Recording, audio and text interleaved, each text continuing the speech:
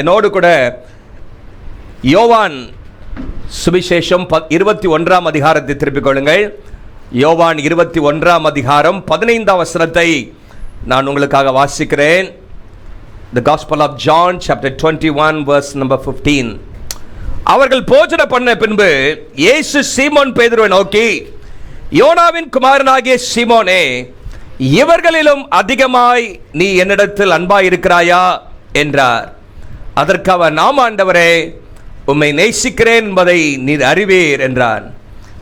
அவர், என் ஆட்டுக்குட்டிகளை மேய்ப்பாயாக என்றார். ஆண்டவருடைய நாமம் மகிமைப்படுவதாக. நீ என்னிடத்தில் அன்பாய் இருக்கிறாயா? ஆண்டவராய் இயேசு கிறிஸ்து நமக்காக மரித்து உயிர்த்தெழுந்த பிற்பாடு நீங்கள் யோவான் 20-21ஆம் அதிகாரத்தில் நீங்கள் வாசிப்பீங்கன்னு சொன்னால் அநேக கேள்விகளை ஆண்டவர் அங்கே கேட்கிறத நம்ம பார்க்கிறோம். சுமார் 7 கேள்விகள் உயிர்த்தெழுந்த இயேசு கேட்டதாக இந்த பகுதியிலே நாம் வாசிக்கிறோம். ஸ்திரீயே, ஏன் அழுகிறாய் என்று அந்த கேள்வி கேட்கிறார். புசிக்கிறதுக்கு உங்களிடத்தில் ஏதாகிலும் உண்டா என்கிற ஒரு கேள்வி அவர் கேட்கிறார். இப்படி அநேக காரியங்களை நாம் அங்கே பார்க்கிறோம். அதில் முக்கியமான ஒரு கேள்விதான், குறிப்பாக பேதுருவை பார்த்து ஆண்டவர் கேட்கிறார். தன்னை மறுதலித்த பின்மாற்றத்தில் இருக்கிற இல்லாவிட்டால் ஆண்டவரை 3 முறை மறுதலித்த அந்த பேதுருவை பார்த்து ஆண்டவர் 3 முறை ஒரு கேள்வி கேட்கிறார். நீ என்னிடத்தில் அன்பாய் இருக்கிறாயா? Do you love me என்று ஆண்டவராகிய தேவன் இன்றைக்கு கேட்கிறதை பார்க்கிறோம். இது பேதுருவுக்காக கேட்ட கேள்வி மாத்திரமல்ல, உயிர்த்தெழுந்த ஆண்டவராகிய இயேசு கிறிஸ்து நம்மை பார்த்தும் கேட்கிற ஒரு கேள்வி, நீ என்னிடத்தில் அன்பாய் இருக்கிறாயா? Do you love me? என்னை நேசிக்கிறாயா என்று சொல்லி ஆண்டவர் இன்றைக்கு நம்மிடத்தில் கேட்கிறார்.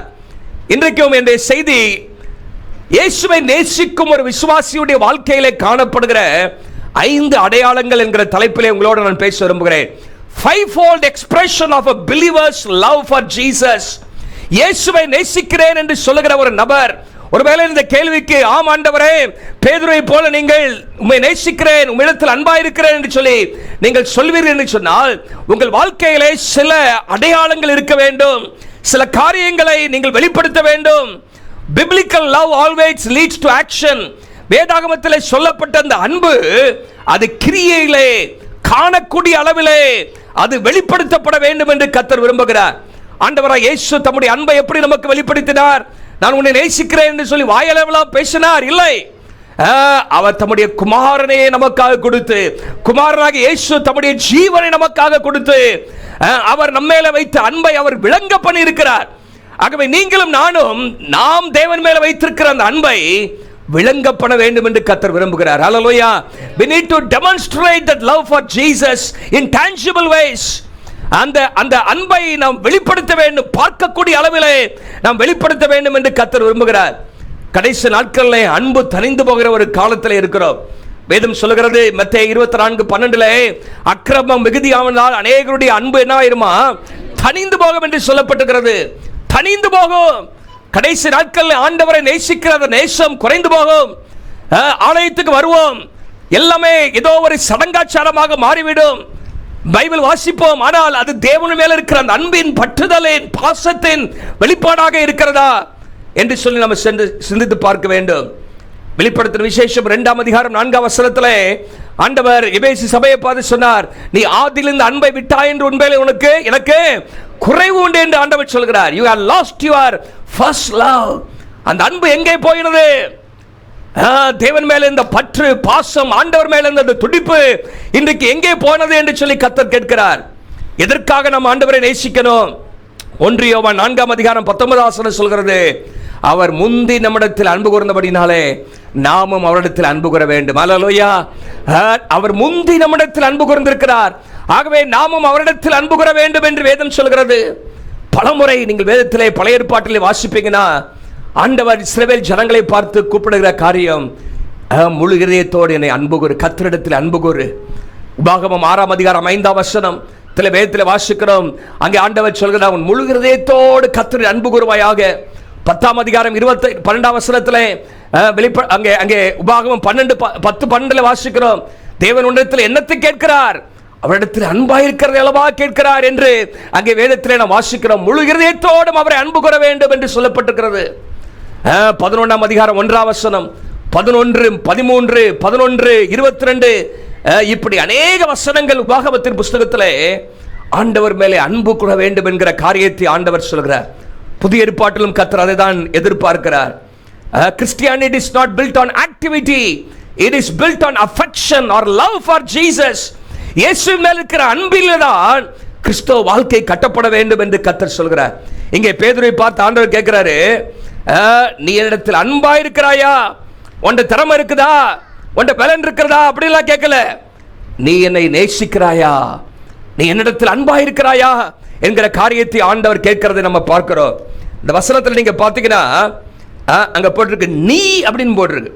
Love for Jesus must be personal. Personal. நீங்கள் தனிப்பட்ட விதத்தில் ஆண்டவரை நேசிக்கிறீங்களா?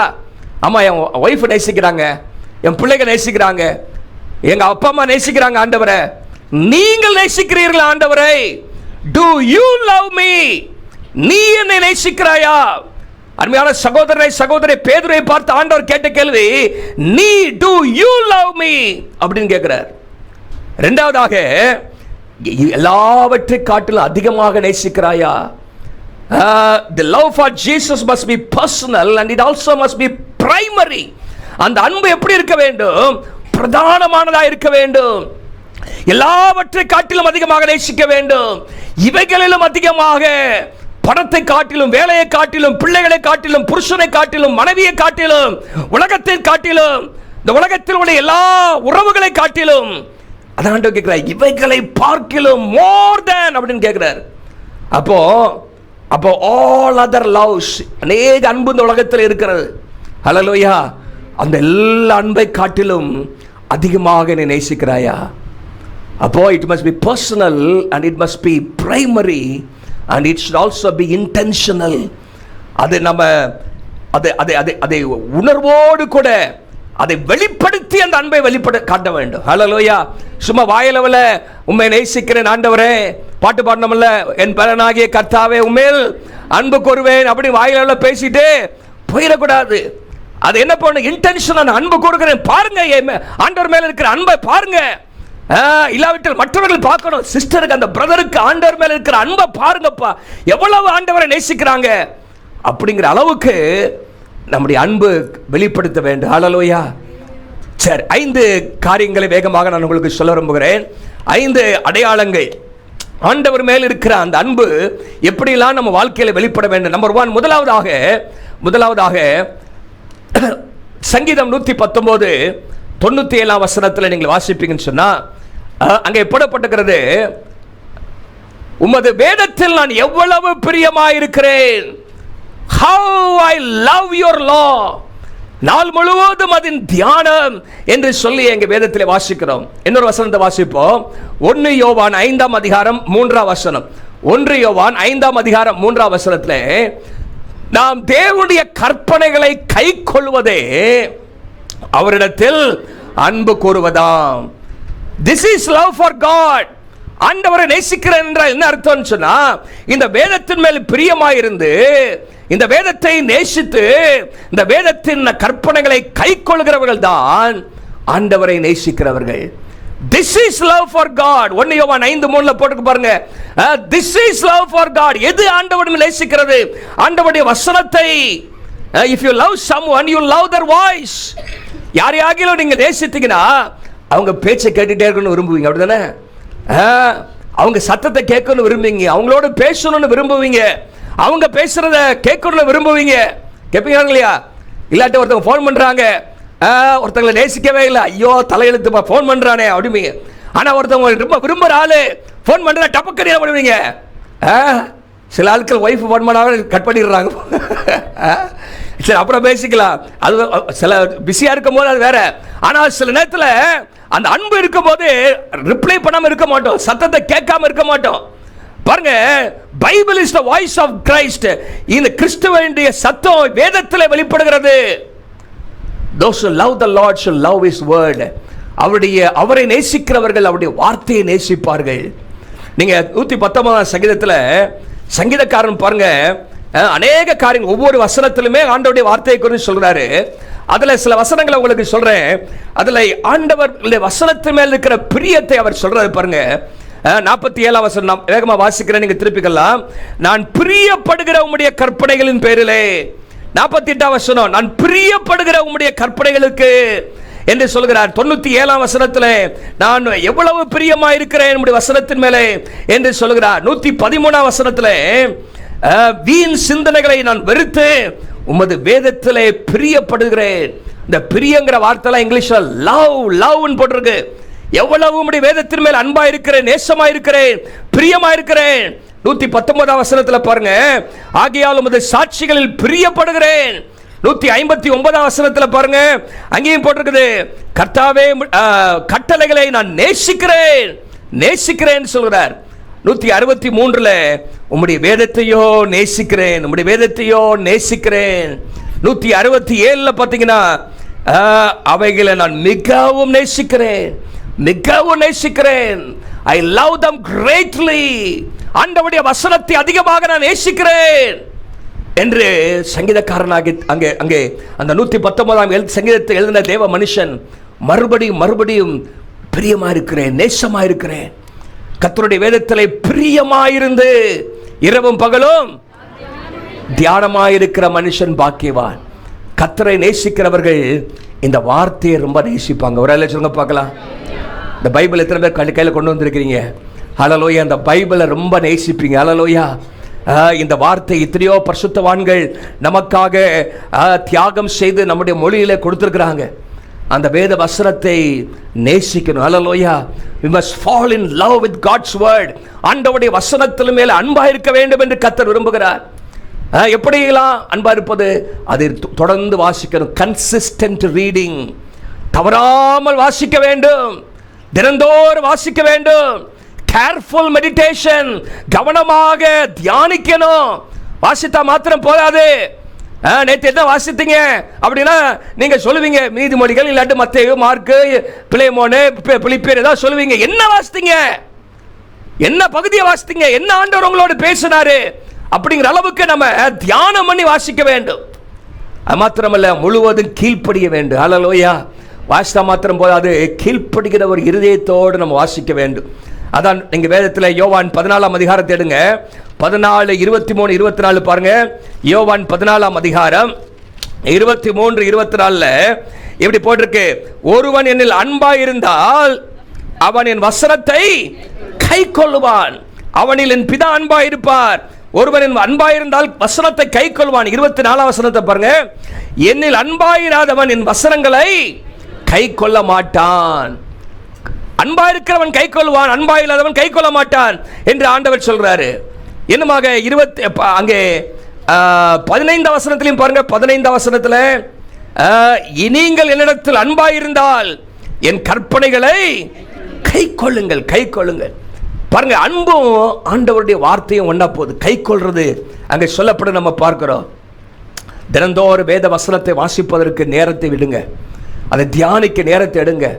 சும்மா அன்பு கூறுவேன்னு சொல்லிட்டு போனா போதாது. யாரெல்லாம் கர்த்தருடைய வாசனத்தை ஒழுங்காக வாசித்து தியானித்து அதை கடைபிடிக்கிறார்களோ அவர்கள்தான் உண்மையாகவே தேவனிடத்தில் அன்பு கூறுகிறவர்கள். ஹல்லேலூயா. யோபு பக்தன் இப்படியாக சொல்கிறான். யோபு பக்தன், எனக்கு வேண்டிய ஆகாரத்தை பார்க்கிலும் உம்முடைய வார்த்தையை நான் இருதயத்தில் வைத்து வைத்தேன். I have treasured the words of his mouth than my daily, more than my daily bread என்று சொல்கிறார். 23 அதிகாரம் 12 வசனம் நினைக்கிறேன்.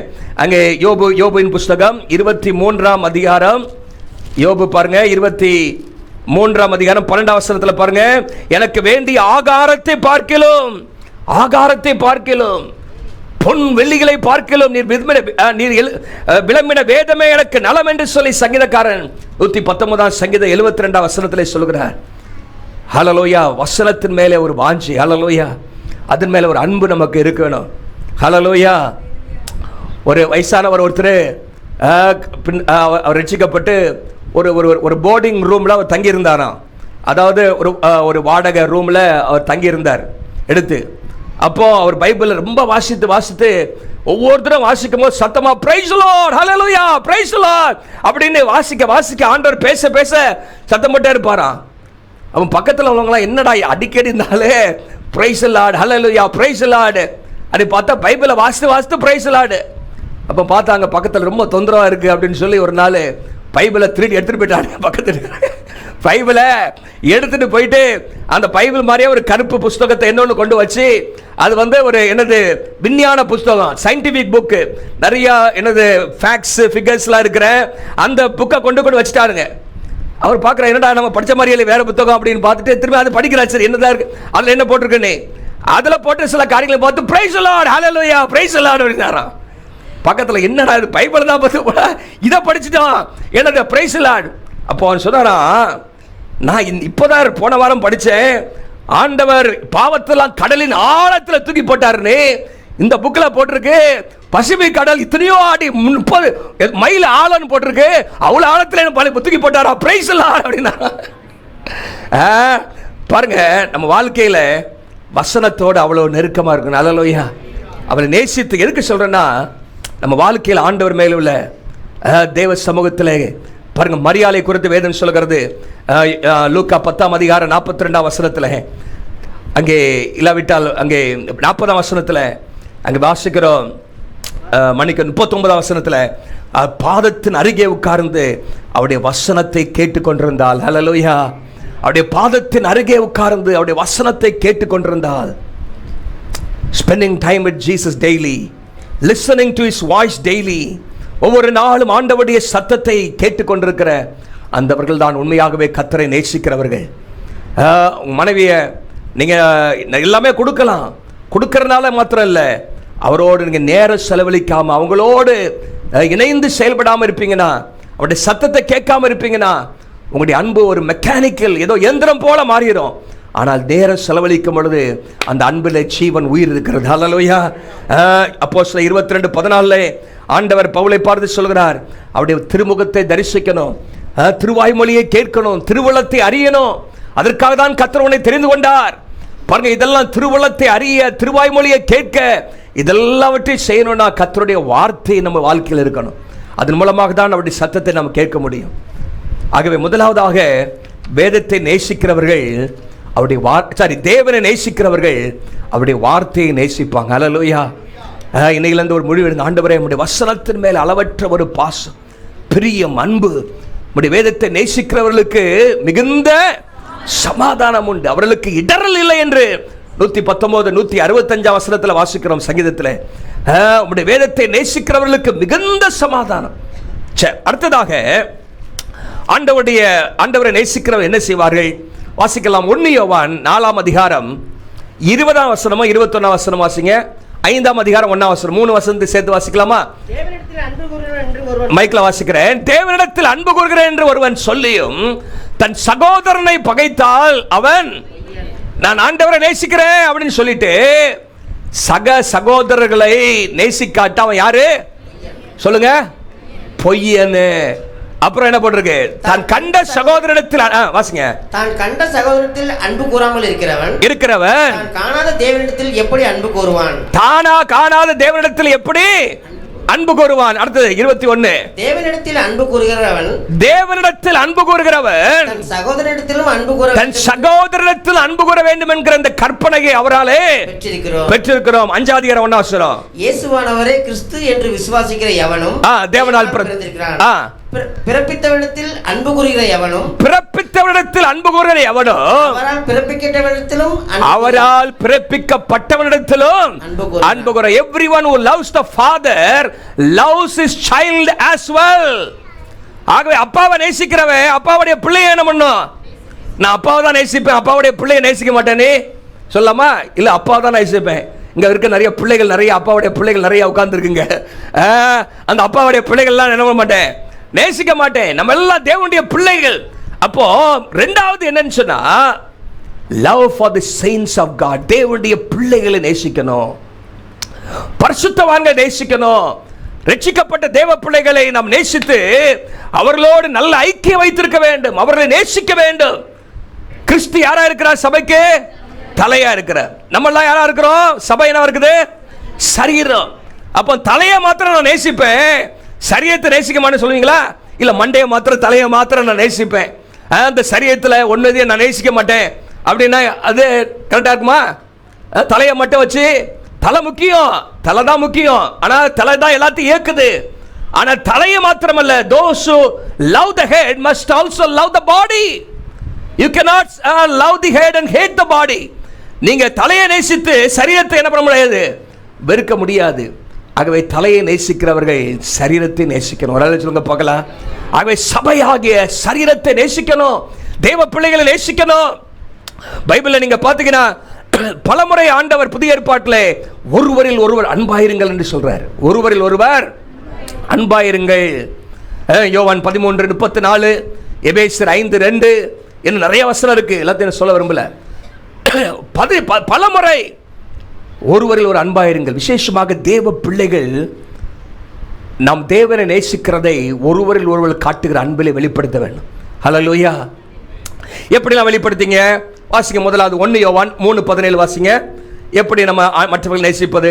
1 யோவான், இவ்வுலக ஆஸ்தி உடையவனாய் இருந்து, ஒருவன் இவ்வுலக ஆஸ்தி உடையவனாய் இருந்து சகோதரனுக்கு குறைச்சல் ஒன்று என்று கண்டு, தன் சகோதரனுக்கு குறைச்சல் ஒன்று என்று கண்டு இருதயத்தை அவனுக்கு அடைத்துக் கொண்டால், தன் இருதயத்தை அவனுக்கு அடைத்துக் கொண்டால் அவனுக்குள் தேவ அன்பு நிலை கொள்ளுகிறது. அவனுக்குள் தேவ அன்பு நிலை கொள்ளுகிறது எப்படி? அப்படி என்ன அர்த்தம் சொல்லுங்க சிஸ்டர்? எப்படி என்ன அர்த்தம்? பைபிளுக்கு இந்த வசனத்துக்கு என்ன அர்த்தம்? உங்க கையில காசு இருக்கு, ஒருத்தருக்கு சாப்பாட்டுக்கு வழி இல்ல, கஷ்டப்படுறாரு, அப்படிங்கும் போது என்ன செய்து இருதயத்தை அவனுக்கு அடைத்துக் கொண்டால் தேவ அன்பு எப்படி உங்களிடத்தில் இருக்கும்? அப்போ நம்ம வாழ்க்கையில கர்த்தர் நம்மை ஆசீர்வதிக்கும் பொழுது அதை பகிர்ந்து கொடுக்க தேவை உள்ளதுக்கு. எல்லாருக்கும் நம்ம அப்படி இல்லை, உண்மையாக பார்க்கிறோம், ஒரு ரியல் நீட்ல இருக்கிறாங்க, உண்மையான ஒரு தேவையோடு இருக்கிறாங்க. அவர்களுக்கு நம்முடைய கண்களையும் நம்முடைய காதுகளையும் நம்முடைய இதயத்தை அடைச்சிட்டா தேவனிடத்தில் எப்படி அன்பு கூறுவோம்னு சொல்ல முடியும்? நம்முடைய அன்பு கிரியையில் வெளிப்பட வேண்டும். ஹல்லேலூயா. We can exercise God's love by caring for the physical needs. மற்றவர்களுக்கு உதவி செய்ய வேண்டும். மாத்திரமல்ல, 1 பேதுரு 4:8 சொல்கிறது, அன்பு திரளான பாவங்களை என்ன செய்யுமா? மூடு. அன்பு எல்லாத்தையும் வெளிக்காட்டிராது. மற்றவர்களுடைய பாவத்தை 4 பேருக்கு சொல்லி தெரியாது. By covering the faults of others, நம்ம என்ன செய்வோம்? அன்பு உள்ளவர்கள் மற்றவர்களுடைய பாவத்தை வெளியே சொல்லி பரப்ப மாட்டோம், அதை மூடிடுவோம். ஹல்லேலூயா. அவர்களுக்காக ஜெபம் பண்ணுவோம், அவர்களுக்கு ஆலோசனை கொடுப்போம், அவர்களை மன்னிக்கவும் ஆயத்தமாக இருப்போம். எபேசியர் 4:32 சொல்லுகிறது, கிறிஸ்து நம்மை மன்னித்தது போல ஒருவருக்கொரு மன்னியுங்கள். அப்ப எப்படி நம்ம அன்பு கூறுவது? மற்றவர்களை மன்னிப்பதன் மூலமாக. அது மாத்திரமல்ல, உற்சாகமான வார்த்தையை சொல்லுவதன் மூலமாக ஒருத்தருக்கு ஒருத்தர் உற்சாகப்படுத்தணும். ஹல்லேலூயா. எப்படி உற்சாகப்படுத்துவீங்க? இன்னைக்கு ஒரு சிஸ்டர் வரல, பக்கத்தில் தான் உட்காந்துருப்பாங்க எப்போவுமே. என்னைக்காவது நீங்கள் பக்கத்தில் உங்கள் சேர் காலி ஆகிடுச்சு, உங்கள் சிஸ்டர் தெரிஞ்சா போய், ஏன் சிஸ்டர் இன்னைக்கு வரல, உடம்பு நல்லா இருக்கா அப்படின்னு கேட்டிருக்கீங்களா? உங்கள் பக்கத்தில் ஒரு சேர் இருக்குது, 2 பேரும் போய் என்ன பண்ணணும், இங்கே உட்காந்துருக்கால கேட்கணும். பக்கத்தில் காலியாக இருந்தால் யார் ரெகுலராக உட்காருவா? எப்போவுமே அநேகர் என்ன பண்ணுறீங்க, ரெகுலரான சீட்டு தான் உட்காடுறீங்க, 1-2 தான் மாறி மாறி உட்காடுறீங்க. அப்போ அங்கே யார் நம்ம பக்கத்தில் உட்காந்துருக்க ஆளை காணுமே இன்னைக்கு. அது மாத்திரமல்ல, வெளியே போகும்போது இங்கே தான் அடுத்த சர்வீஸ் ஆரம்பிக்குது, பக்கத்துலேயே போய் என்ன பண்ணோம், 2-4 பேருக்கு கை கொடுத்து நல்லா இருக்கீங்களா, அதிகாலை ஜபத்துலாம் வந்துட்டு இருந்தீங்களே காணுமே சிஸ்டர் என்னாச்சு அப்படின்னு கேட்டிங்கன்னா, எப்போ நம்ம 4 பேர் பார்க்குறாங்க, வந்தா என்ன வராட்டு என்ன, நம்ம பரலோகத்தை நம்ம மட்டும் போனால் போதுன்னு இருக்கக்கூடாது. ஹல்லேலூயா. போன வாரம் ஃபாஸ்டிங் ப்ரேயருக்கு காணுமே பிரதர் என்னாச்சு, நல்லா இருக்கீங்களா அப்படின்னா, ஐயோ நம்மளை கவனிக்கிறாங்க போலுக்கு பிரதரு அப்படின்னு பாங்க. இப்போ நான் வந்தால் என்ன நாக்கு வேணாம் அப்படி போகக்கூடாது. ஒருத்தருக்கு ஒருத்தர் நேசிக்கணும். இப்படி செய்வதன் மூலமாக தான் நம்ம கர்த்தருக்குள்ளாக அவங்களை கட்டுறோம். ஹல்லேலூயா. கர்த்தருக்குள்ளாக என்ன பண்ணணும், அவங்கள வளர்க்கணும், அவங்களை உற்சாகப்படுத்த வேண்டும். நல்லா இருக்கீங்களா சிஸ்டர், உங்களுக்காக ஜெபம் பண்ணாங்க, நிறைய இடத்துல ஜெபம் பண்றோம் ஃபாஸ்டிங் பிரேயர்ல சில இது. அப்போ அவங்கள பார்க்கும்போது நீங்க பிரதர் உங்களுக்காக ஜெபம் பண்ண, நல்லா இருக்கீங்களா, தேடிட்டீங்களா அப்படின்னு கேட்டீங்கன்னா, அப்படியா சிஸ்டர், ஒருத்தருக்கு ஒருத்தர் என்ன பண்ணணும், நம்ம உற்சாகப்படுத்தணும். ஒரு அல்ல சொல்லுங்க பார்க்கலாம். இப்படி என்கரேஜிங் வேர்ட்ஸ். அதே சமயத்தில் தவறு செய்தாலும் தனிப்பட்ட விதத்தில் அவர்களை என்ன பண்ண பார்த்து நம்ம அவர்களை ஆலோசனை சொல்லணும். லேவியராகமம் 19ஆம் அதிகாரம் 17 வசனங்கள் நீங்கள் வாசிக்கும் பொழுது அந்த காரியங்கள்லாம் சொல்லப்பட்டிருக்கிறது. சபைக்குள்ளாக கோல் சொல்லுதல் இருக்கக்கூடாது. ஒருத்தருக்கு ஒருத்தர் கோல் சொல்லி பின்னாடி முதுகுக்கு பின்னாடி பேசுறது, கோல் சொல்லுதல், புறங்குறுதல், இவைகள் எல்லாம் அகற்றப்பட வேண்டும். நம்முடைய சபை ஒரு அன்புள்ள சபையாக இருக்கணும். ஒரு சொல்லுங்க பார்க்கலாம், அன்புள்ள சபையாக இருக்கணும். பக்கத்தில் கைப்படி ஐ லவ் யூ சிஸ்டர்னு சொல்லுங்க. Hallelujah. I love you brother. Brother brother சொல்லுங்க, சிஸ்டர் சிஸ்டருக்கு சொல்லுங்க. Hallelujah. I love you brother, I love you. பக்கத்தில் போய் சொல்லுப்பா அந்த பிரதரை. ஹல்லேலூயா. அப்போ ஒருத்தருக்கு ஒருத்தர் என்ன பண்ணணும்? நம்ம அன்பை வெளிப்படுத்தணும். ஹல்லேலூயா. விசாரிக்கணும், ஜெபம் பண்ணணும். உங்களுக்காக ஜெபம் பண்றேன்னு சொல்லுங்க. ஆல்கனி பொய் சொல்லக்கூடாது. பார்த்து உண்மையா ஜெபம் பண்ணா சொல்லணும், இல்லாட்டே சொல்ல வேண்டாம். அப்போ சொல்லுங்க, சிஸ்டர் பிரதர் உங்களுக்காக ஜெபம் பண்றோம். ஏன்னா பொதுவாக எல்லாத்துக்குமே சபைகளை ஜெபம் பண்றோம், ஆகவே ஜெபம் பண்றோம் அப்படின்னு சொல்லுங்க. கர்த்தர் நல்லவர். ஹல்லேலூயா. அன்பு நம்ம வாழ்க்கையில் அதிகமாக பெருகணும் சபையில். ஹல்லேலூயா. அன்பு பெருகட்டும். ஹல்லேலூயா. தேவனை நேசிக்கிறேன் என்று சொல்லுகிறவர்கள் சபையிலே ஒவ்வொருத்தருக்கு ஒருத்தர் நம்ம அன்பா இருக்கணும், புறங்கறக்கூடாது, மன்னிக்கிறவர்களா இருக்க வேண்டும். உற்சாகப்படுத்த கர்த்தர் நமக்கு கிருபை தருவாராக. சரி, முதலாவதாக ஆண்டவருடைய வார்த்தையை நேசிக்கணும். தேவனை நேசிக்கிறவர்களுடைய வார்த்தையை நேசிப்பார்கள். தேவனை நேசிக்கிறவர்கள் அவருடைய சரீரமாக சபையை நேசிப்பார்கள், பரிசுத்தவான்களை நேசிப்பார்கள். மூன்றாவதாக தேவனை நேசிக்கிறவர்கள் அவருடைய ஆலயத்தை நேசிப்பார்கள். ஹல்லேலூயா. ஆலயத்தை, love for a sanctuary, honoring God's house. சங்கீதம் 26:8 வாசிங்க. சங்கீதம் 26:8 போட்டிருக்குது, Lord, I love the house where you live. உமது ஆலயமாகிய வாசஸ்தலத்தையும் உமது மகிமை தங்கிய ஸ்தானத்தையும் நான் வாஞ்சிக்கிறேன், நான் நேசிக்கிறேன் என்று சொல்கிறான் தாவீது. பாருங்க, வாஞ்சிக்கிறேன், நேசிக்கிறேன். I love the house of God. ஆண்டவருடைய சபையின் மேலே, ஆலயத்தின் மேலே ஒரு வைராக்கியம். ஹல்லேலூயா. தாவீது குறித்து ஆண்டவர் என்ன சாட்சி கொடுக்கிறார்? இந்த இருதயத்துக்கு ஏற்ற தாசன். ஹல்லேலூயா. தாவீது ஆண்டவருடைய அதிகமாக ஆண்டவருடைய வார்த்தையை நேசித்த ஒரு மனுஷன். ஹல்லேலூயா. தேனிலும் தெளிதேனிலும் பசும் பொன்னிலும் அதிகமாக உம்முடைய வார்த்தையை நேசிக்கிறேன்னு 19ஆம் சங்கீதத்தில் தாவீது சொல்றாரு. அவ்வளவு நேசம் ஆண்டவருடைய வார்த்தையின் மேலே தாவீதுக்கு இருந்தது. அது மாத்திரமல்ல, சக மனிதர்களை தாவீது நேசித்தார், அவர்களை உற்சாகப்படுத்தினார். தன்னோடு இருந்த மக்கள் எல்லாரையும் அவர் என்ன பண்ணாரு? ஊக்குவித்தார் என்று பார்க்கிறோம். ஒரு பெரிய ஒரு சேனையே இருந்தது. தாவீது ஒரு யுத்தத்தில் கூட தோக்கல. காரணம், அவரோடு இந்த சேனையை அவ்வளவாக அவர் நேசித்து பாதுகாத்து வந்தார். இங்க பாத்தீங்கன்னா ஆண்டவர் மேல இருந்த அன்பு, ஆண்டவர் அது ஆலயத்தில் வெளிப்படுது. 27ஆம் சங்கீதத்தில் பாருங்க, அடுத்த சங்கீதத்தில் 4ஆம் வசனத்தில் என்ன சொல்றாரு பாருங்க. 27:4 ஒன்றை கேட்டேன் அதே நாடுவேன். அங்க சொல்றாரு, கர்த்தருடைய ஆலயத்தில் தங்கி இருப்பதே நாடுவேன். ஆண்டவருடைய ஆலயத்தின் மேல அவ்வளவு வாஞ்சை. 122ஆம் சங்கீதம் 1ஆம் வசனத்தில் சொல்றாரு, கர்த்தருடைய ஆலயத்துக்கு போவார்கள் என்று சொன்ன பொழுது சோகமாயிருந்தேன். ஐயோ போணுமா அன்னைக்கு அப்படின்னு சொல்றாரா? ஐயோ ஞாயிற்றுக்கிழமை வந்துருச்சு, எப்போ ஞாயிற்றுக்கிழமை வரும்? நாளைக்கு, இன்னைக்கு சனிக்கிழமை வந்துருச்சு, நாளைக்கு காலைல போனோம் ஆண்டவரை தேட, ஆண்டவரை ஆராதிக்க, ஆண்டவருடைய வார்த்தையை கேட்க, ஆண்டவரை புகழ்ந்து பாட, கர்த்தருடைய ஆலயத்துக்கு போவோம் வாருங்க போது, it was not a duty for David, it was a delight for David. ஆலயத்துக்கு போவோம் என்பது ஒரு கடமையாக அவன் பார்க்கல, அது ஒரு மகிழ்ச்சியாக பார்த்தார். ஹல்லேலூயா. ஐயோ அன்னைக்கு ஞாயிற்றுக்கிழமை கோயிலுக்கு போனோம், இல்லாட்டே 4 பேர் கேட்பாங்க, எல்லாரும் பாஸ்டர் ஃபோன் பண்ணுவார், இல்லாட்டே என்னது ஆண்டவர் கோபம் வந்துடக்கூடாது, ஐயோ போலியா அப்படிங்கிறது இல்லை, மகிழ்ச்சி. ஹல்லேலூயா. மகிழ்ச்சி. ஆலயத்துக்கு போனால் மகிழ்ச்சி. ஹல்லேலூயா. முன்பாகவே போனோம். சங்கீதம் 69:9 தாவீது சொல்றாரு, கர்த்தருடைய வீட்டை குறித்த பக்தி வைராக்கியம் என்னை பட்சித்தது. பாருங்க, ஆண்டவருடைய வீட்டின் மேல் அவ்வளவு வைராக்கியம், கர்த்தருடைய வீட்டை குறித்த பக்தி வைராக்கியம் என்று சொல்கிறார். என்னவாங்க நீங்க வாசித்தீங்கன்னா 2 சாமுவேல் 7:2 வாசித்தீங்கன்னா 2 சாமுவேல் 7:2 அவர் சொல்றாரு, கேதுரு மரங்களால் செய்யப்பட்ட வீட்டிலே நான் வாசம் பண்ணும் பொழுது தேவனுடைய பெட்டி திரையில் நடுவில் வாசமாயிருப்பது எப்படி இருக்கிறதே. ஆண்டவருக்கு ஒரு ஆலயத்தை கட்டணுமே, ஆண்டவருடைய ஆலயம் ஒரு என்னது திரையின் நடுவில் அல்லவா இருக்கிறது. நான் ஒரு நல்ல வீட்டில் இருக்கிறேனே, ஆண்டவருக்கு என்று ஒரு ஆலயத்தை கட்ட வேண்டாமா என்கிற ஒரு வைராக்கியம் தாவீதுக்கு இருந்துச்சு. அந்த ஆண்டவர் சொல்லிட்டாரு, அப்பா நீ நிறைய ரத்தம் சிந்திட்ட, நிறைய யுத்தம் பண்ணிட்ட, ஆகவே நீ கட்ட வேண்டாம். அப்புறம் ஆண்டவர் சொன்னோன்னே அப்படியா அப்படின்னு நகர்ந்துக்கல. ஆண்டவரை யாருன்னா கட்டட்டும், நான் என்னெல்லாம் செய்யணும் செய்கிறேன் ஆண்டவரே. வாசிங்க 1 நாளாகமம் 29:3 வாசிங்க. 1 நாளாகமம் 29:3 வாசிங்க. இன்னும் என் தேவனுடைய ஆலயத்தின் மேல் இருக்கிற வாஞ்சையினால், அன்பினால், நேசத்தினாலே, ஆண்டவருடைய ஆலயத்தின் மேல் இருக்கிற அந்த வாஞ்சையினாலே என்ன செய்த, நான் சபதரித்த அனைத்தையும் தவிர எனக்கு சொந்தமான பொன்னு வெள்ளி என் தேவனுடைய ஆலயத்துக்கு என்று கொடுக்கிறேன். ஒரு சொல்லுங்க பார்க்கலாம். ஆலயத்திற்கு ஆலயம் கட்டப்படணும். ஆண்டவர் சொல்றாரு, நீ கட்ட மாட்டவன், சாலமோன் மகன் கட்டுவான் அப்படின்னு.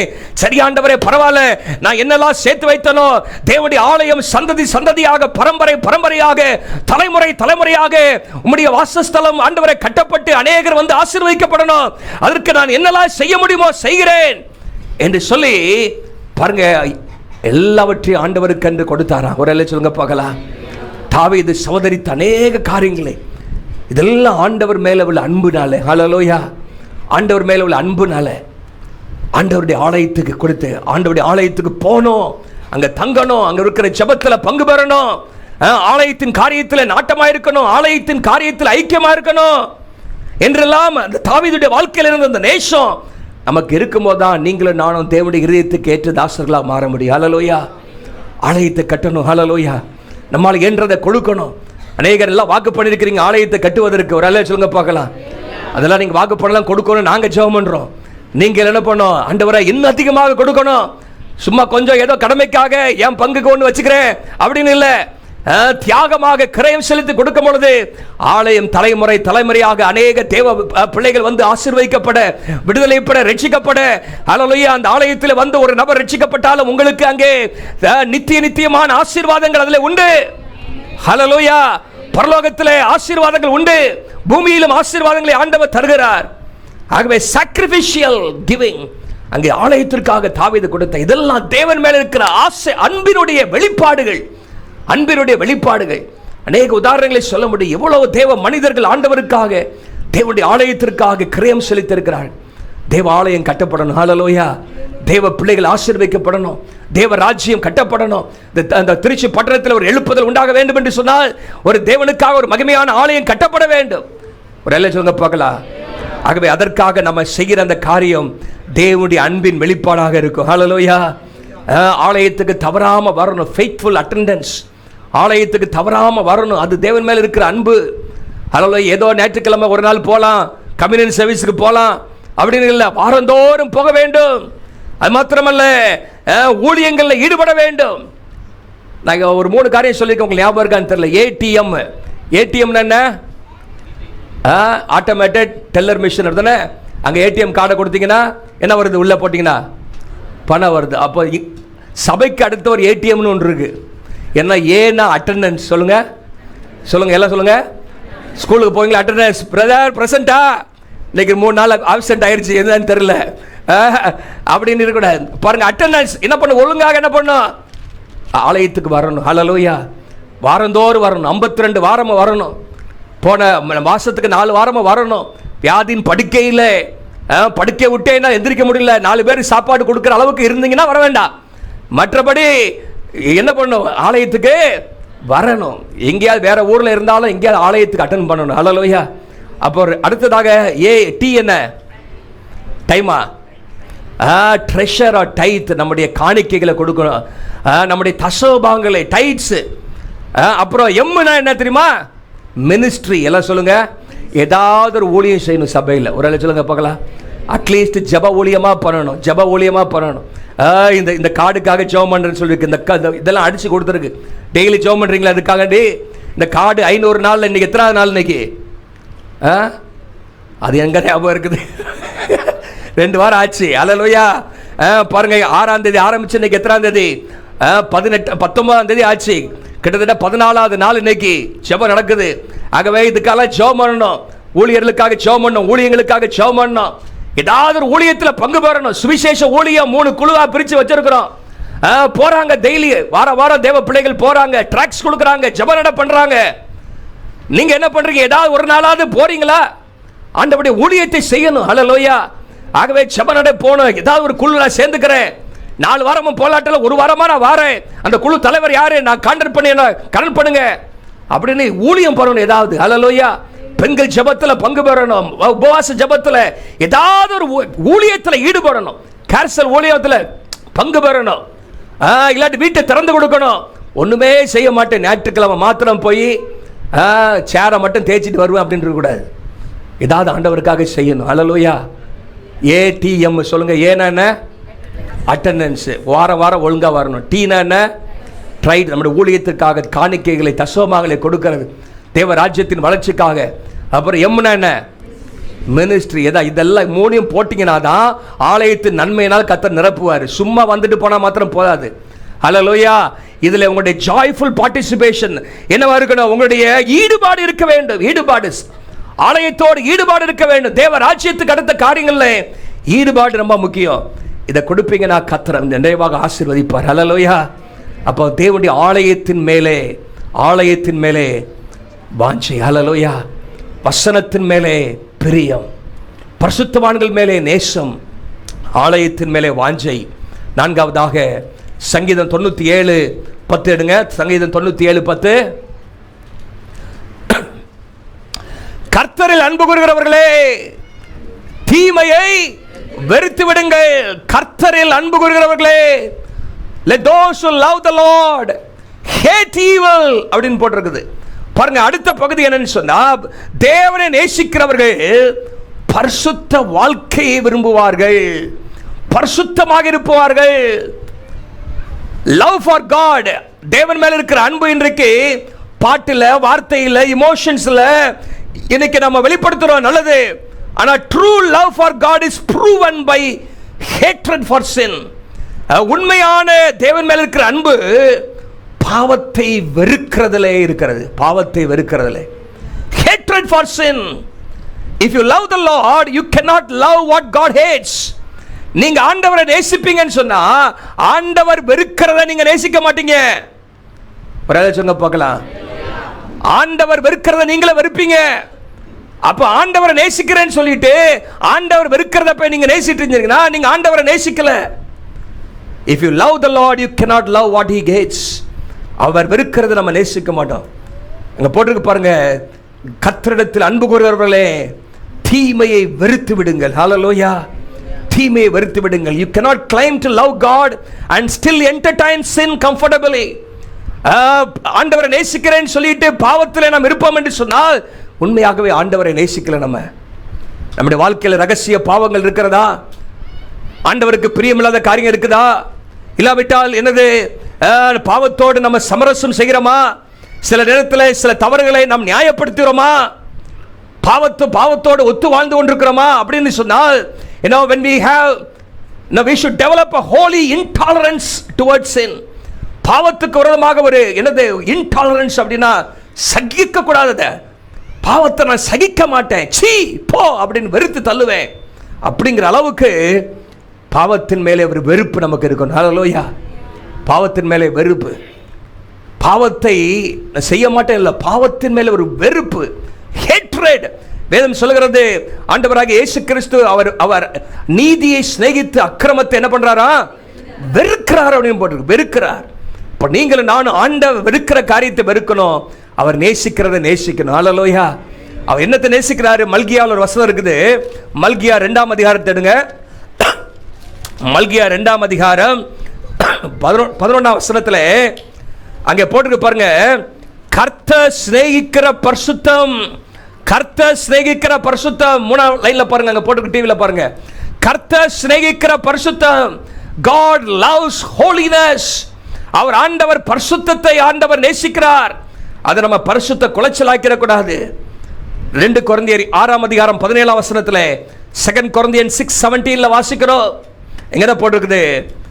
ஹல்லேலூயா. வெளியே வாருங்கள், வெளியே வாருங்கள், பாவத்திலிருந்து வெளியே வாருங்கள், அசுத்தமானதை தொடாதிருங்கள் என்றெல்லாம் சொல்லப்பட்டிருக்கிறதை பார்க்கிறோம்.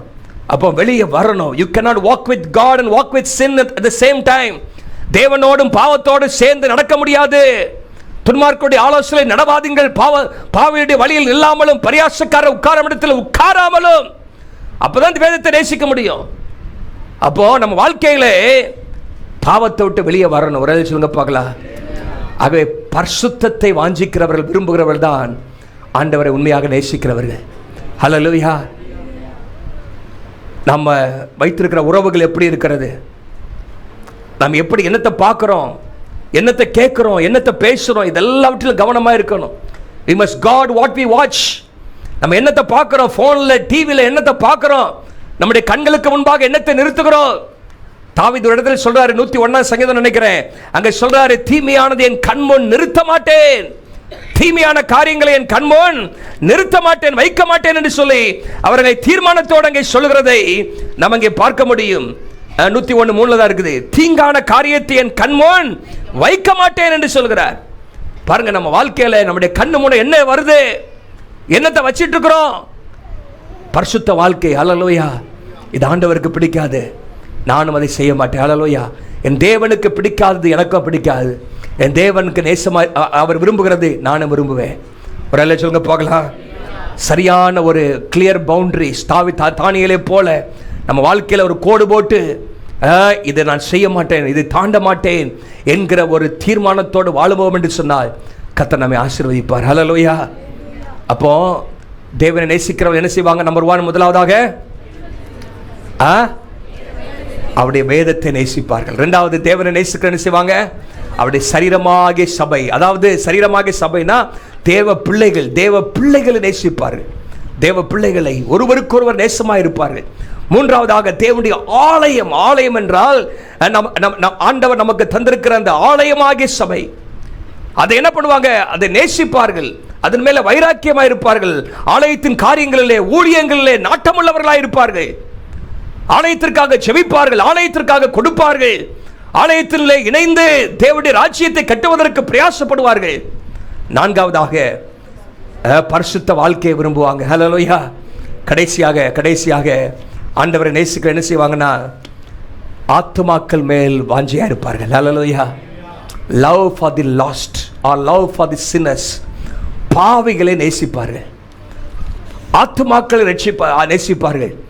மத்தேயு 9:36 மத்தேயு 9:36 நீங்க வாசித்தீங்கன்னா அங்க போட்டிருக்குது, அவர் திரளான ஜனங்களை கண்ட பொழுது அவர்கள் மேய்ப்பனில்லாத ஆடுகளைப் போல தொய்ந்து போனவர்களும் சிதறப்பட்டவர் இருந்தபடியால் அவர்கள் மேல் மனதுருகி பார்க்கிறார் ஆண்டவர். எத்தனையோ ஜனங்கள் அழிவின் பாதையில போய் கொண்டிருக்கிறாங்க, அழிந்து போய் கொண்டிருக்கிறாங்க. அவர் மேல் மனதுருகினார். ஹல்லேலூயா. இயேசுவுக்கு ஆத்துமாக்கள் மேல் அவ்வளவு வாஞ்சை. அவருடைய பேர் பாவிகளின் சிநேகிதன். ஹல்லேலூயா. மத்தேயு 11 நினைக்கிறேன், அங்க போட்டு பாருங்க, இயேசுவை எப்படி அழைத்தார்கள்? பாவிகளுடைய சிநேகிதன், ஃப்ரெண்ட் ஆஃப் சின்னர்ஸ். இது 19 பாவிகளுடைய சிநேகிதன். பாவிகளை அவ்வளவாக அவர் நேசித்தார். என்னமாக லூக்கா 15 நீங்க வாசிப்பீங்கன்னா அங்க போட்டிருக்கிறது, சகல ஆயக்காரர்களும் பாவிகளும் அவருடைய வசனத்தை கேட்கும்படி வந்தார்கள் என்று சொல்லப்பட்டிருக்கிறது. அவர் பாவிகளை ஏற்றுக்கொண்டு அவர்களோடு சாப்பிடுகிறார். பாவிகளை நேசித்தார். எதற்காக நேசித்தார்? அவங்களுடைய ரட்சிப்பிற்காக, அவங்க மனம் திரும்பணும்னு சொல்லி அவர்கள் நேசித்தார். ஹல்லேலூயா. அவருடைய காரியங்களில் அவர் ஈடுபடுத்திக் கொள்ளவில்லை, அவர்களோடு சேர்ந்து அவர் பாவம் செய்யவில்லை. பாவிகளை அவர் சிநேகித்தார், பாவத்தை அவர் வெறுத்தார். ஹல்லேலூயா. பாவிகளை நேசித்தார். நம்முடைய வாழ்க்கையிலே பாவிகள் மேலே நேசம். நம்ம என்ன செய்யணும்? உண்மையாகவே ஆத்துமாக்கள் மேலே கரிசனை இருந்தால் ஆத்துமாக்களுக்காக டெய்லி ஜெபம் பண்ணணும். ஹல்லேலூயா. திருச்சியின் ரட்சிப்பிற்காக ஜெபம் பண்ணணும். நம்முடைய குடும்பங்களில் ரட்சிக்கப்படாத மக்களுக்காக ஜெபம் பண்ணணும். அது மாத்திரமல்ல, சுவிசேஷத்தை அறிவிக்கணும். ஹல்லேலூயா. இது வரைக்கும் ரட்சிக்கப்பட்டு ஒருத்தருக்கு கூட நீங்க சுவிசேஷத்தை அறிவிக்கலாட்டா அந்த தேவ அன்பு நம்மிடத்தில் இல்லை. ஆண்டவருடைய இதே துடிப்புலாம் என்ன? ஆத்துமாக்கள் ரட்சிக்கப்படணும், ஆத்துமாக்கள் ரட்சிக்கப்படணும். ஆகவே தேவனை நாம் நேசிக்கும் பொழுது அவருடைய இதே துடிப்பை அறிந்து அந்த இதே துடிப்புக்கு ஏற்றார் போல, ஆண்டவரே நீ நேசிக்கிற அந்த ஆத்துமாக்களுக்காக நான் என்ன செய்யட்டும் ஆண்டவரே, அவர்களை ரட்சிக்க ஆண்டவரே, என்னை அனுப்புங்க ஆண்டவரே, என்னை பயன்படுத்துங்க ஆண்டவரே என்று சொல்லி நாம் ஆண்டவர்கிட்ட கேட்போம். ஆண்டவரே, தேவை உள்ள மக்கள்கிட்ட என்னை அனுப்புங்க ஆண்டவரே, ஆண்டவரே என்னை ஒரு ஆசீர்வாதத்தின் வாய்க்காலாக மாற்றுங்க ஆண்டவரே, என் மூலமாக சிலருடைய வாழ்க்கையிலே ஒரு மாற்றம் வரட்டும் ஆண்டவரே என்று சொல்லி ஜெபம் பண்ணுவோம். 2 கொரிந்தியர் 5:14 2 கொரிந்தியர் 5:14 பவுல் சொல்றாரு, கிறிஸ்துவின் அன்பு என்னை நெருக்கி ஏவுகிறது. கிறிஸ்துவின் அன்பு என்ன செய்து என்னை நெருக்கி ஏவுகிறது. The love of Christ compels me, constrains me. அது என்னை உந்தி தள்ளுகிறது, என்ன சும்மா இருக்க விட மாட்டேங்குது, எதையாவது ஆண்டவருக்காக செய்யணும்ங்கற சொல்லுது. பாருங்க, ஆத்துமாக்கள் மேலே வாஞ்சை. ஹல்லேலூயா. நம்ம ஆண்டவருடைய அன்பை நம்ம பெற்றிருக்கிறபடினாலே, because we have been recipients of this incredible love of God, we are called to be ambassadors of that love and share it with others. அந்த அன்பை பெற்ற நாம் அன்பை பகிர்ந்து கொள்ளணும். ஒரு சொல்லுங்க பார்க்கலாம். அன்பை பகிர்ந்து கொள்ளணும். கிறிஸ்துவின் அன்பை பகிர்ந்து கொள்ளணும். நீங்கள் நான் இன்னைக்கு ரட்சிக்கப்பட்டிருக்காங்கன்னா யாரோ நம்ம இடத்துல தேவனுடைய அன்பை பகிர்ந்து கொண்டிருக்கிறார்கள். இங்கே வந்திருக்க எத்தனை பேருக்கு சொல்ல முடியும், யாரோ எனக்கு இயேசுவின் அன்பை சொன்னாங்க அப்படின்னு சொல்கிறவங்கள கை தூங்க பார்க்கலாம். somebody shared the love of Christ. யாரோ எனக்கு சொன்னாங்க. ஹல்லேலூயா. நண்பர்கள் சொல்லியிருக்கலாம், பெற்றோர்கள் சொல்லியிருக்கலாம், இல்லாவிட்டால் யாராகிலும் நம்முடைய உறவினர்கள் சொல்லியிருக்கலாம், கூட படிக்கிறவர்கள், நம்ம கூட வேலை செய்கிறவர்கள் சொல்லியிருக்கலாம். எப்படியோ யாரோ சொன்ன இருக்கிறார்கள். நீங்களும் நானும் என்ன செய்து கொண்டிருக்கிறோம்? எத்தனை பேருக்கு சொல்லுகிறோம்? ஹல்லேலூயா. ஆண்டவருடைய இதய துடிப்பெல்லாம் ஆத்துமாக்கள் பாருங்க. எத்தனையோ மிஷனரிகள் இன்றைக்கு புறப்பட்டு வந்து ஆண்டவருடைய பணியை செய்திருக்கிறார்கள். எவ்வளவோ தியாகத்தை செய்து வந்திருக்கிறார்கள். ஹல்லேலூயா. சுகத்தையும் ஆடம்பரத்தையும் என்னமாக பலவிதமான இன்பங்களை விட்டுட்டு இந்தியாவில் வந்து எத்தனையோ மிஷனரிகள் மரித்திருக்கிறார்கள். எதற்காக? ஆத்துமாக்கள் மேல் உள்ள வாஞ்சை. தேவனை அவர்கள் நேசித்தபடினாலே ஆத்துமாக்கள் ரட்சிக்கப்பட வேண்டும் என்று சொல்லி வந்தார்கள். அவர்கள் செய்த தியாகத்து நிமித்தமாக இன்றைக்கு எத்தனையோ காரியங்கள் தமிழ்நாட்டில் நடந்து கொண்டிருக்கிறது. இன்னைக்கு நீங்கள் நான் என்ன செய்கிறோம்? ஹல்லேலூயா. நம்முடைய ஆத்துமாக்களுக்காக, திருச்சியில் உள்ள ஆத்துமாக்களுக்காக, நம்முடைய தெருவில் உள்ள ஆத்துமாக்களுக்காக ஜெபிக்க வேண்டும். நம்மால் இயன்றதை அவர்களுக்கு செய்ய வேண்டும். சுவிசேஷத்தை பகிர்ந்து கொள்ள வேண்டும்.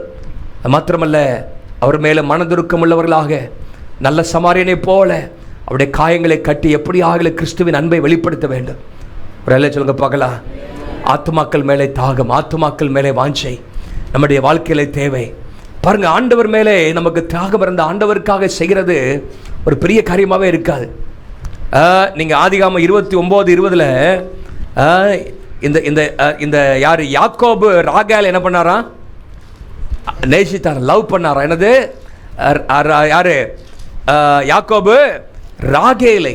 29:20 வாசிங்க. 29:20. அந்தபடியே யாக்கோபு ராகேலுக்காக 7 வருஷம் வேலை செய்தான். எத்தனை வருஷம் வேலை செஞ்சான்? 7 வருஷம் வேலை செஞ்சான். யார்? ராகேல். பாருங்க, அவளை நேசிச்சப்படால வேலை செய்யறான் ராகேலுக்காக. அது அவனுடைய அவள் பேரில் இருந்த பிரியத்தினால் அந்த வருஷங்கள் அவனுக்கு கொஞ்ச நாளாய் தோன்றியது. 7 வருஷம் அப்படி 7 நிமிஷம் மாதிரி போயிடுச்சான். அப்படி ராகேல் அவ்வளோ நேசிச்சபடினால ராகேலுடைய அப்பா சொல்றாரு, 7 வருஷம் வேலை செய்ப்பா, அப்போ என் பொண்ணு தருவேன் அப்படிங்கிறாரு. இவன் பாருங்க உழைக்கிறான், கடினமாக உழைக்கிறான், பிரியத்தில் அவங்க என்ன செய்யறதே தெரியாம என்னது 7 வருஷம் பிரயாசப்படுறான். அவ்வளோ நேசம் பாருங்க ராகேல் மேலே.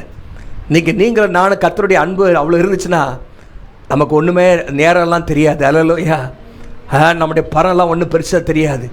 ஜெபம் பண்ணுறது நேரம்லாம் போயிடும். பாருங்க எவ்வளோ அற்புதம் போட்டிருக்கு பாருங்க. என்ன போட்டிருக்கு? அந்த வருஷங்கள் அவனுக்கு கொஞ்ச நாளாக என்ன வச்சான்? ஏன்னா அவள் பேரில் இருந்த பிரியத்தினாலே. பிரிய இருந்தனால தான். பிரியலைன்னு வைங்களேன், ஐயோ ஒரே நாள், ஒரு நாள் எப்படி தெரியும் நமக்கு? 7 வருஷம் மாதிரி தெரியும். ஒரு நாள் என்னடா ஓடுது இப்படி, எப்போ தப்பிச்சு ஓடுவோம் அப்படின்னு இருக்கோம். ஆனால் பிரிய ரொம்ப லவ் பண்ணனால என்னது 7 வருஷம் கூட கொஞ்ச நாள் மாதிரி போயிடுச்சான். நம்ம ஆண்டவர் மேலே இருக்கிற அன்பு அப்படி இருக்கணும். ஹல்லேலூயா. அவர் பெருசாக ஒன்றுமே தெரியக்கூடாது. ஆண்டவர் மேலே இருக்கிற அன்பு நிமித்தமாக ஆத்துமாக்களை சந்திக்க வேண்டும், ஜெபிக்க வேண்டும், ஊழியம் செய்ய வேண்டும்.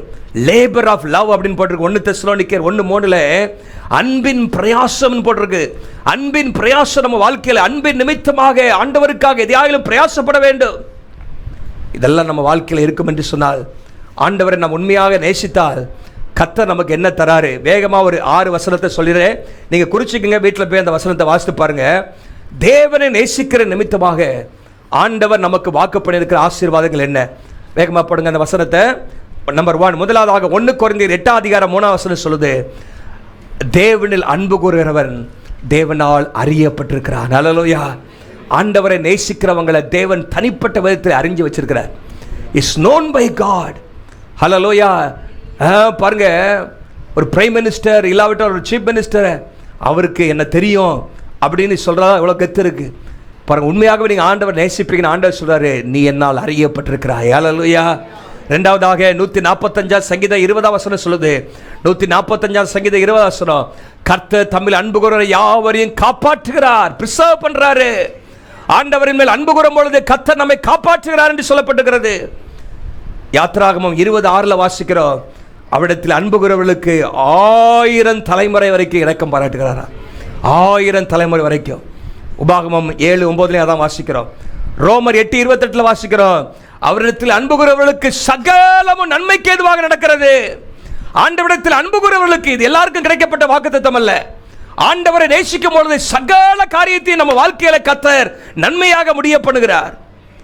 அது மாத்திரமல்ல, உபாகமம் 11ஆம் அதிகாரம் 13-15 வரைக்கும் வாசித்தீங்கன்னா, அங்க ஆண்டவருக்கு அன்பு கூறுறதால என்னெல்லாம் ஆசீர்வாதம் பாருங்க. வாசிங்க அந்த வசனத்தை. நீங்கள் உங்கள் தேவனாகிய கர்த்தரிடத்தில் உங்கள் முழு இருதயத்தோடும் உங்கள் முழு ஆத்மாவோடும் அன்பு கூர்ந்து அவரை சேவிக்கும்படி நான் இன்று உங்களுக்கு கற்பிக்கிற என் கற்பனைகளுக்கு கீழ்ப்படிந்தால் நீ உன் தானியத்தையும் உன் திராட்சை ரசத்தையும் உன் எண்ணெயையும் சேர்க்கும்படிக்கு நான் ஏற்ற காலத்தில் ஆண்டவர் முன்மாறியும் பின்மாறியும் உனக்கு தருவார். 15ஆம் வசனத்துல போட்டிருக்குது, மிருக ஜீவன்களுக்காக உன் வெளியிலே புல் முளைக்கும்படி செய்வேன், நீ சாப்பிட்டு திருப்தி அடைவாய். You will be satisfied. ஆண்டவரிடத்தில் அன்பு கூறுகிறவர்களுக்கு கர்த்தர் கொடுக்கிற ஆசீர்வாதங்கள் இவைகள். ஆண்டவர் மலையை வருஷிக்கப்படுவார், தேவைகளை சந்திப்பார். ஆண்டவர் என்ன செய்வார்? அங்கே உன்னை திருப்தியாக்குவார். 1 கொரிந்தியர் 2:9 வாசிங்க. 1 கொரிந்தியர் 2:9 எழுதியிருக்கிறபடி தேவன் தம்மிடத்தில் அன்பு கூறுகிறவர்களுக்கு ஆயத்தம் பண்ணினவைகளை கண் காணவும் இல்லை, காது கேட்கவும் இல்லை, அவைகள் மனுஷனுடைய இதயத்தில் பாருங்க. தேவனிடத்தில் அன்பு கூறுகிறவர்களுக்கு அவர் ஆயத்தம் பண்ணி இருக்கிறது கற்பனை கேட்டாதது. ஒரு அல்ல சொல்லுங்க பார்க்கலாம். கடைசியாக யாக்கோபு 1ஆம் அதிகாரம் 12ஆம் வசனம், யாக்கோபு 1:12 சொல்கிறது, கர்த்தர் தம்மிடத்தில் அன்பு கூறுகிறவர்களுக்கு வாக்குத்தத்தம் பண்ணின ஜீவ கிரீடத்தை ஆண்டவர் தருவார். அல்லேலூயா. தம்மிடத்தில் அன்பு கூறுகிறவர்களுக்கு அவர் ஜீவ கிரீடத்தை வாக்கு பண்ணியிருக்கிறார். இதெல்லாம் பாருங்க, ஆண்டவர் தருகிற ஆசீர்வாதங்கள். ஹல்லேலூயா. தேவனிடத்தில் அன்பா இருக்கிறது. அன்புனா என்ன? சும்மா உண்மை நேசிக்கிறேன் ஆண்டவரே என்று சொல்றதல்ல. நான் சொன்ன அத்தனை காரியங்களும் அவருடைய வேதத்தை நேசிப்பது, பரிசுத்தவான்களை நேசிப்பது, ஆண்டவருடைய ஆலயத்தை நேசிப்பது, இது மாத்திரமல்ல பரிசுத்த வாழ்க்கையை நேசிப்பது, ஆத்துமாக்களை நேசிப்பது, இதெல்லாம் தேவனை நேசிப்பதனுடைய அடையாளங்கள். ஹல்லேலூயா. இதெல்லாம் இயேசுவை நேசிக்கும் விசுவாசிகள் வாழ்க்கையில் காணப்படுகிற அடையாளங்கள். ஆகவே இதெல்லாம் இல்லாம நான் இயேசுவை நேசிக்கிறேன் என்று சொன்னால் அதில் அர்த்தம் இல்லை. ஹல்லேலூயா. அது வாயளவில் இருக்கும், அது உண்மையா இருக்காது. ஆண்டவர் தம்முடைய அன்பை எப்படி விளங்க பண்ணினார்? நாம் பாவிகளா இருக்கையில் நமக்காக மரித்ததினாலே அவர் தம்முடைய அன்பை விளங்க பண்ணினார். நீங்களும் நானும் தேவன் மேல் இருக்கிற நம்முடைய அன்பை எப்படி விளங்க பண்ணுகிறது?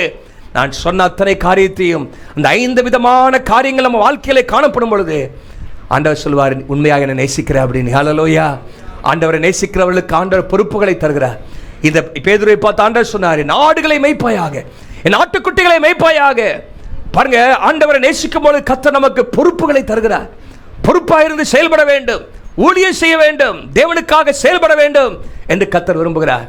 அந்த கிருபைகளை கர்த்தர் நமக்கு தருவாராக. நம்ம எல்லாரும் எளிமையாக இருக்கலாமா?